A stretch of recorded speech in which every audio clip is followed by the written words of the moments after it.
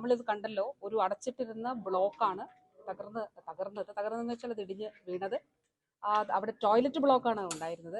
അത് ഉപയോഗശൂന്യമായതുകൊണ്ട് മറ്റു വാർഡുകളിൽ അതിന് പകരം ടോയ്ലറ്റുകൾ നിർമ്മിച്ച് അതാണ് ആളുകൾ ഉപയോഗിച്ച് വന്നിരുന്നത്. അങ്ങനെയാണ് പ്രിൻസിപ്പളും സൂപ്രണ്ടും ഇവിടെ അറിയിച്ചിട്ടുള്ളത്.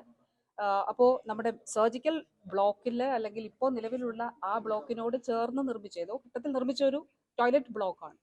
അപ്പോൾ സർജിക്കൽ ബ്ലോക്ക് 68 വർഷം മുൻപ് നിർമ്മിച്ച ഒരു കെട്ടിടമാണ്. അപ്പോൾ സ്വാഭാവികമായിട്ടും അതിനനുസരിച്ചിട്ടുള്ള പ്രശ്നങ്ങൾ ആ ബിൽഡിങ്ങിലുണ്ട്. അതുകൊണ്ടാണ് സംസ്ഥാന സർക്കാർ കിഫ്ബിയിലൂടെ പണം അനുവദിച്ചുകൊണ്ട്, ഇപ്പോൾ കോട്ടയം മെഡിക്കൽ കോളേജിന് മൊത്തമായി നമ്മൾ അനുവദിച്ചത് 536 കോടി രൂപയാണ്.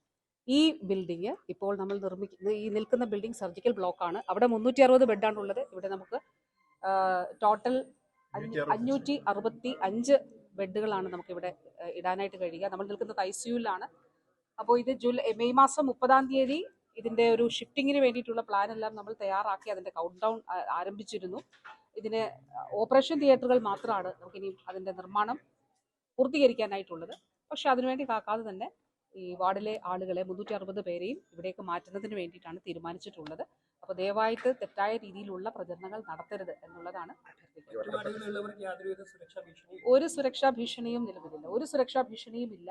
നമുക്ക് അത്രയും പേഷ്യന്റിന്റെ സേഫ്റ്റി ഉറപ്പാക്കിക്കൊണ്ടുള്ള പ്രവർത്തനങ്ങളാണ് കോട്ടയം മെഡിക്കൽ കോളേജ് നടത്തുന്നത്.